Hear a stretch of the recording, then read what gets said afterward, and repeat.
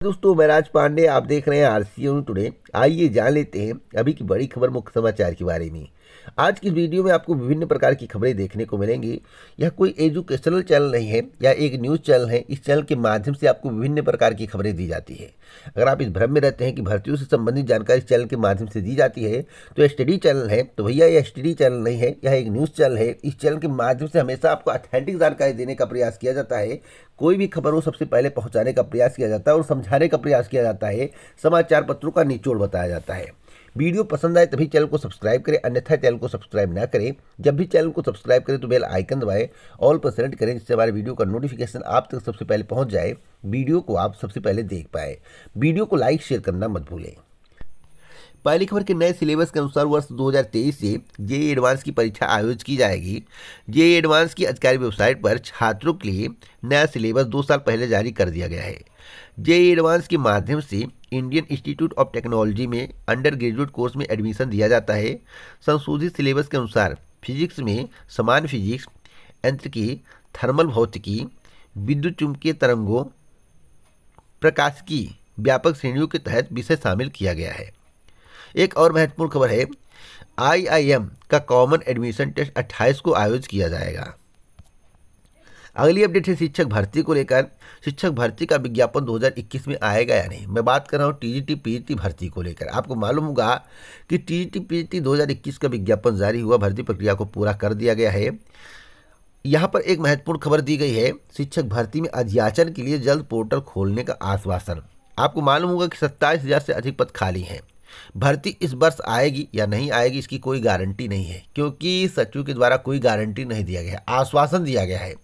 आश्वासन का मतलब होता है आप किसी के पास किसी काम के लिए जाते हैं, आप कहते हैं भैया मेरा काम कर दीजिए, तो वह कहता है ठीक है हो जाएगा, तो यह आश्वासन हुआ। कोई गारंटी नहीं लिया गया कि हम विज्ञापन इसी वर्ष जारी करेंगे और पोर्टल कल खोल देंगे, ऐसा कोई गारंटी नहीं लिया गया है, ना कोई तिथि बताई गई है। प्रतियोगी मोर्चा के 5 सदस्यीय प्रतिनिधि मंडल ने बृहस्पतिवार को माध्यमिक शिक्षा सेवा चयन बोर्ड के उप सचिव से मिलकर वार्ता की। प्रतियोगी मोर्चा का दावा है कि टीजीटी पीजीटी के 27,000 पदों की भर्ती जल्द विज्ञापित करके जारी करने की मांग जो की गई थी उस पर सचिव का आश्वासन मिला है। तो उप सचिव ने बताया है कि जल्द ही नए अध्याचन के लिए पोर्टल खोल दिया जाएगा। अब पोर्टल खोला जाएगा या नहीं खोला जाएगा या तो समय बताएगा। इसके पहले भी आश्वासन मिला है, तो आश्वासन को मैं कोरा कागज मानता हूं। जब तक लिखित आश्वासन ना मिले और जब तक कोई डेट ना मिले तब तक कुछ कहा नहीं जा सकता है। अगली अपडेट है कि गरीबों को आरक्षण के लिए 8 लाख की सीमा पर फिर विचार करेगा केंद्र। शीर्ष अदालत को सरकार ने बताया कि नीट पीजी की काउंसलिंग 4 सप्ताह के लिए टली। अगली अपडेट है कृषि कानून को लेकर। कृषि कानून सत्र के पहले दिन वापस लेने की तैयारी। 3 नए कृषि कानूनों को रद्द करने के लिए संसद के शीत सत्र के पहले ही दिन लोकसभा से पारित कराने की सरकार ने तैयारियां शुरू कर दी हैं। इस क्रम में राजग और भाजपा के सभी सांसदों को व्हिप जारी किया जा रहा है। केंद्र सरकार कृषि कानूनों को पहले ही दिन रद्द कर आंदोलनकारी किसानों की सबसे बड़ी मांग पूरी करना चाहती है। सरकार इस कदम के जरिए प्रधानमंत्री नरेंद्र मोदी द्वारा किसानों से 19 नवंबर को किए गए वादे को पूरा करेगी। तो सवाल है, वादा पूरा हो जाएगा तो क्या किसान धरना प्रदर्शन समाप्त कर देंगे? नहीं। किसान की 2 मांगे हैं। जब तक एमएसपी पर गारंटी नहीं मिलेगी तब तक धरना खत्म नहीं होगा। एमएसपी पर गारंटी मिलने से सभी किसानों को फायदा होगा। उचित मूल्य पर उनका अनाज बिकेगा। जैसा कि आपको मालूम होगा अभी 1400, 1500, 1200 में बिक जाता है। उस जब एमएसपी गारंटी मिल जाएगी तो उसके बाद वो 1900 से कम में नहीं बिकेगा, 1900, 2000, 2500 तक बिकेगा। तो एमएसपी पर गारंटी के लिए किसान बैठे हुए हैं। तीनों कृषि कानून बिल वापस कर दिया जाए, एमएसपी पर गारंटी दे दिया जाए, उसके बाद किसान आंदोलन नहीं करेंगे, किसान अपने घर चले जाएंगे। लेकिन जब तक ये दोनों काम नहीं किए जाएंगे तब तक धरना प्रदर्शन लगातार चलता रहेगा। अगली अपडेट है कि बांग्लादेश और नेपाल को विकासशील देशों में शामिल करने का प्रस्ताव पारित। वर्ष 2026 में एलडीसी श्रेणी से उन्नत हो जाएंगे 3 देश। विभिन्न मोर्चों पर तैयारी के लिए 3 के बजाय मिले 5 साल। 46 राष्ट्र फिलहाल न्यूनतम विकसित देश की श्रेणी में है शामिल। $1,230 प्रति व्यक्ति आय वाला देश ही विकासशील श्रेणी में हो सकता है शामिल। अगली अपडेट है कि भारत को ज्ञान की सर्वोच्च शक्ति बनाने में शिक्षा संस्थाएं दे योगदान। राष्ट्रपति गोविंद बोले, नौकरी पाने की जगह देने वाले बने युवा। तो इसका मतलब कि सरकार सरकारी नौकरी नहीं देना चाहती। सरकार करे कि अपना दुकान खोलिए, बिजनेस करिए और दूसरों को रोजगार दीजिए, चाहे 5,000 का दीजिए, चाहे 10,000 का दीजिए। रोजगार देने वाला मत बनिए, रोजगार लेने वाला मत बनिए, देने वाला बनिए। जैसा कि देश के प्रधानमंत्री जी मन की बात में कहते हैं, वही मन की बात आज देश के राष्ट्रपति जी बोल रहे हैं। तो बहुत अच्छी बात है, अगर इतना मेरे पास पैसा हो जाए मैं खुद बिजनेस कर लूँ भाई। और सरकार कहते हैं कि मुद्रा लोन, तो मुद्रा लोन लेने के बाद अगर मैं दुकान खोल भी लेता हूं और चलता नहीं तो इसकी गारंटी कौन लेगा? क्या पैसा तब भी वापस करना पड़ेगा? चल जाए तो धीरे धीरे करके वापस कर देंगे, लेकिन अगर चलता नहीं है तो क्या पैसा तब भी वापस करना पड़ेगा? तो पैसा कहां से वापस करेंगे, इसके बारे में सरकार बताए। अगली अपडेट है, नीट साल भर गैंग में बिहार के कई लोग शामिल। आपको मालूम होगा कोई भी परीक्षा होती है, कोई भी परीक्षा, तो सबसे ज़्यादा बिहार के लोग पकड़े जाते हैं, क्योंकि बिहार के लोग शातिर होते हैं। सभी को नहीं बोल रहा हूँ, कुछ शातिर होते हैं, सब तो अच्छे हैं, बिहार के लोग बहुत अच्छे हैं, लेकिन कुछ शातिर होते हैं। मास्टरमाइंड पीके को लेकर पुलिस ने पटना के कई स्थानों पर दी दबिश।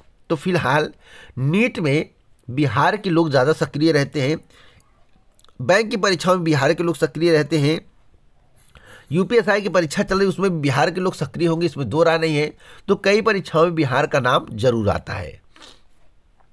अगली अपडेट है कि कर्मचारियों के अनदेखी चुनाव में पड़ेगी भारी। जैसा कि मेरे द्वारा अभी परसों बताया गया था, कल भी बताया गया था, अगर कर्मचारियों की मांग पूरी नहीं की जा सकती है तो सरकार बता दे, नहीं पूरी की जाएगी तो इसका खामियाजा 2022 की विधानसभा चुनाव में सरकार को भुगतना पड़ेगा। यानी कि 2022 विधानसभा चुनाव सरकार के लिए बहुत ही अहम है, क्योंकि उत्तर प्रदेश से ही केंद्र का रास्ता खुलता है और 5 राज्यों में चुनाव है और कर्मचारी काफ़ी नाराज हैं। तो कर्मचारियों का आंदोलन निरंतर चल रहा है।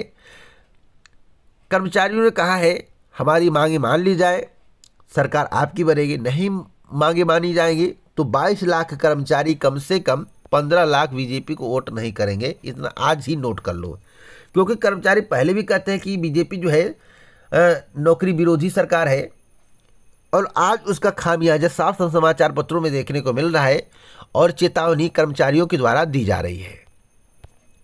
अगली अपडेट है कि फिर सपा के राजा भैया बनने की कोशिश में राजा भैया। मुलायम सिंह के जन्मदिन पर लखनऊ में हुई मुलाकात के बाद गठबंधन की सुगबुगाहटें तेज। तो मैं आपको बताना चाहता हूँ, राजा भैया कभी नहीं हारते हैं। मैंने इनका रिकॉर्ड देखा है और कई क्षेत्रों में इनकी दबिश है, इनका वर्चस्व है। गठबंधन होने से सपा को इसका फायदा मिलेगा। कम से कम 3 से 4 सीटें सपा जीत सकती है इनके क्षेत्र की। अगली अपडेट है,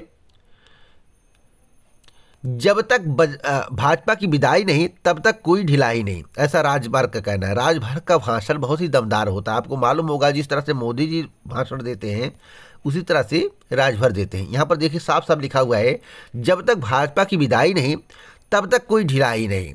जिस तरह से कोवैक्सीन का प्रचार किया जा रहा था, कोविशील्ड का प्रचार किया जा रहा था, उसी प्रकार से इसका प्रचार किया जा रहा है। जब तक भाजपा की विदाई नहीं तब तक कोई ढिलाई नहीं, ऐसा राजभर का कहना है, जो कि समाजवादी पार्टी से गठबंधन कर चुके हैं। अगली अपडेट है टीईटी को लेकर। आपको मालूम होगा कि यूपी टेट की परीक्षा 28 नवंबर 2021 को प्रस्तावित परीक्षा निर्धारित तिथि पर होगी, उसमें कोई परिवर्तन नहीं किया जा रहा है। लाइव सीसीटीवी कैमरे के जरिए परीक्षा केंद्रों की रखी जाएगी निगरानी। उत्तर प्रदेश शिक्षक पात्रता परीक्षा 2021 को लेकर बृहस्पतिवार को प्रमुख सचिव बेसिक शिक्षा ने समस्त मंडल और जनपदों के कमिश्नर, जिला अधिकारी, प्रशासनिक अफसर, पुलिस आयुक्त, एसएसपी और जिला विद्यालय निरीक्षक के साथ वीडियो कॉन्फ्रेंसिंग की। इस दौरान जनपदवार तैयारियों की समीक्षा के साथ परीक्षा शुचितापूर्ण और नकल विहीन कराने के लिए निर्देश दिए। तो अब तक की सबसे बड़ी खबर है, अभ्यर्थियों को कौन कौन से प्रमाण पत्र लाने हैं, यहाँ पर पूरी जानकारी दी गई है। सचिव परीक्षा नियोग प्राधिकारी संजय कुमार उपाध्याय ने बताया कि अभ्यर्थियों को परीक्षा केंद्र पर प्रवेश के साथ अपने ऑनलाइन आवेदन में अंकित फोटो युक्त पहचान पत्र की मूल प्रति के साथ प्रशिक्षण योग्यता का मूल प्रमाण पत्र, जिस अभ्यर्थी के पास वैध प्रवेश पत्र, फोटो पहचान पत्र की मूल प्रति एवं उल्लिखित प्रमाण पत्र नहीं होगा, उसे परीक्षा केंद्र में प्रवेश की अनुमति नहीं दी जाएगी। अभ्यर्थी प्रवेश पत्र दिए बिना,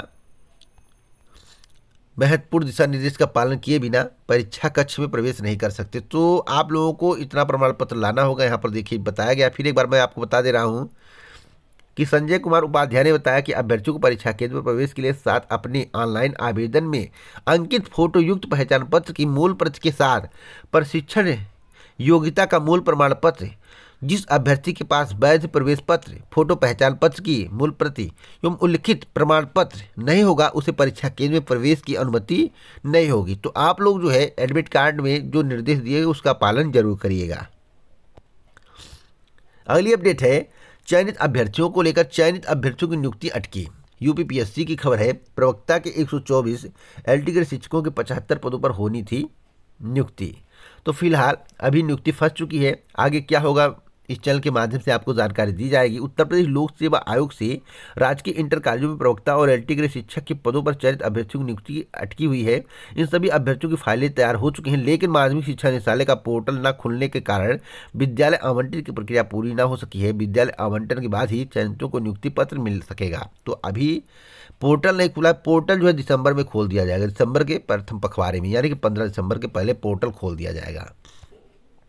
अगली अपडेट है इलाहाबाद विश्वविद्यालय की, बीएड में नितिका और एमएड प्रवेश परीक्षा में रणवीर ने किया टॉप, स्वाति और सुरभि भी अव्वल। इलाहाबाद विश्वविद्यालय ने जारी किए प्रवेश परीक्षा के परिणाम।